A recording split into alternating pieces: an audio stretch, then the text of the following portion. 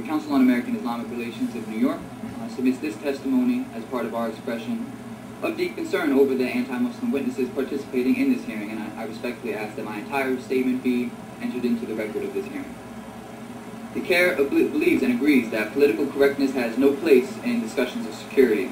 We also believe that facts and not fear-mongering or false allegations are the foundation of a sober and you might identify yourself for some members of the press have asked. My name is Cyrus McGoldrick, the Civil Rights Manager at the Council on American Islamic Relations. Senator Griffo asked if you wouldn't mind just summarizing. That will be entered into the record completely, so you don't have to read. You can summarize it if you don't mind. It's not a pop quiz. All right, sure, no problem. So CAIR believes that political correctness really has no place in discussions of security. But we also believe that facts and not fear-mongering or false allegations are the foundation of a sober and objective review of public protection. Finally, we believe that founding principles such as liberty and pluralism need not be escorted to the back of our national bus as we achieve our goal of defeating violent extremism. As Senator Parker and others have already noted, Ms. Nani Darwish has a troubling record of anti-Muslim statements. This is not to question her experience, but she has asserted that Islam is not a true religion. And her group, Former Muslims United, once put up a billboard stating, "Stop the Murfreesboro Mosque," in an attempt to block the construction of a mosque in Tennessee. A congressman who was here earlier, who is famous for a grudge against CAIR, is very well known for his 2007 pronouncement that we have too many mosques in this country. And Mr. Gaffney, who I believe is supposed to follow us, is indulged in fantastical conspiracy theories, such as that not only President Obama embraces the agenda of the Muslim Brotherhood, but so does CPAC, the Conservative Political Action Conference. And Gaffney, president of the Washington-based Center for Security Policy, employs David Yeroshami, who is the author of the template to promote anti-Islam bills in a growing number of state legislatures, who the ADL has reported he has a record of anti-Muslim, anti-immigrant, and anti-black bigotry. So witnesses with such indisputable anti-Muslim track records will cause reasonable people to question the purpose and usefulness of today's proceeding, and I find that regrettable, because the topic of public protection deserves sober discussion and not fear-mongering. If I could just say to one point, because there are those who would suggest that CAIR itself has linkings that are less than desirable. Absolutely. Let's just honestly say it. So following that process, that fall process that you just laid out, I would not have allowed you to come and speak. So instead of going after ad hominem attacks, I would like you to focus on testimony that relates to Homeland Security. Absolutely. There's no denying that people of violent intent covered the opportunity to recruit Americans to their mindset and pull them away from the straight path in order to seduce them into opting for violent extremism. CAIR and other similar community groups are a natural enemy of violent extremists. CAIR represents its constituents, clients, and supporters through exclusively peaceful and democratic means. There's also no denying that, excepting a tiny minority, violent extremists have not found fertile ground in America. Many individuals and institutions, including law enforcement, Homeland Security personnel, and leaders and members of the American Muslim community, deserve a share of the credit for this. My full testimony details how CAIR's work undermines the narratives of violent extremists through civic engagement and protecting civil liberties. I also want to mention that the announcement for this hearing notes a focus on Sharia law. The Constitution is the law of this land, and CAIR likes it that way. Our organization expends enormous legal and advocacy energy defending its principles, and among those principles adopted into the Constitution in 1791 as part of the First Amendment is the free exercise of religion.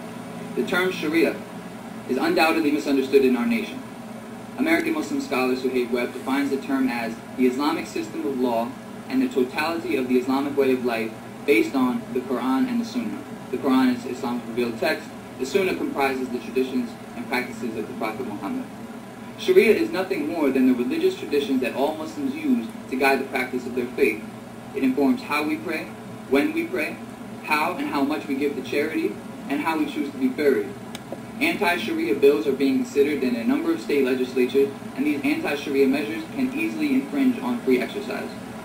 Indeed, these bills, which proclaim a possible shift from run-of-the-mill discrimination to government-sanctioned discrimination against a religious minority, are one of the four major issues impacting the civil liberties of American Muslims today. The other three, in no specific order, are 1. Attacks, vandalism, and attempts to impede the expansion of places of worship. 2. Osama bin Laden, Al-Qaeda, and other violent extremists. And 3. The use of Muslim bashers as law enforcement trainers. Senator Ball, members of the Standing Committee, I really do appreciate the opportunity to contribute to this testimony, to this hearing. I look forward to answering your questions, and I hope that my presence here lets you know that CAIR and CAIR-New York are willing partners in the fight for Homeland Security. And I want to thank you both for coming. Are there any questions? No, I just want to thank Linda for being here. Thank you for your point of view. Thank you for what you've been able to see, what's going on in the communities, the good work that we're doing. Please continue to do that. Thank you also, Cyrus, for being here. Thank you. Senator? I just want to say that we are also here as a commitment from our entire community, where we do represent a majority of Muslim New Yorkers and in the state of New York, that we're here, and reach out to us. If you need something, we are here to support your committee. If you need to do town hall meetings, if you want to talk to people, we are here, and we're here to extend our hand to you. And we don't need people outside of New York to help us solve our security issues in New York State. Thank you. I want to thank you very much. There are a few people, including the Israeli Defense Force, that have a lot of knowledge, and I personally think that law enforcement could benefit from here in New York. So that's a brushstroke. I will tell you this committee's commitment. We are committed 110% every step of the way.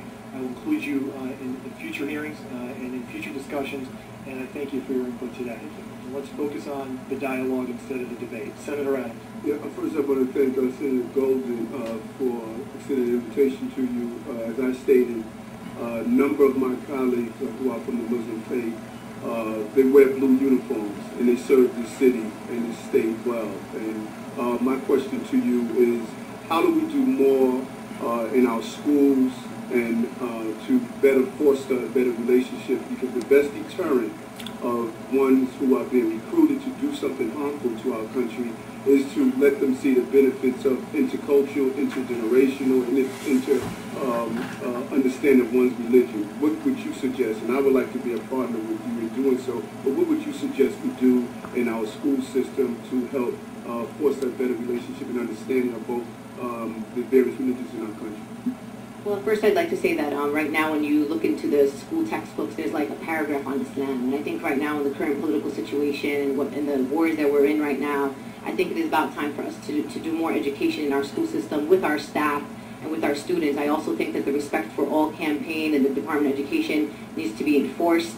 There is no tolerance for student-on-student discrimination, staff on student, student on staff. I think that that's something that we need to work on with the Department of Education. Obviously now there's a transition in chancellor, so I would love to partner with your office to think about how we as a committee can incorporate and work with the Department of Education to provide cultural sensitivity trainings as well as input on curriculum and books that potentially could be helpful to students to learn about Islam and about Muslims in New York. Okay, I want to thank you both very much.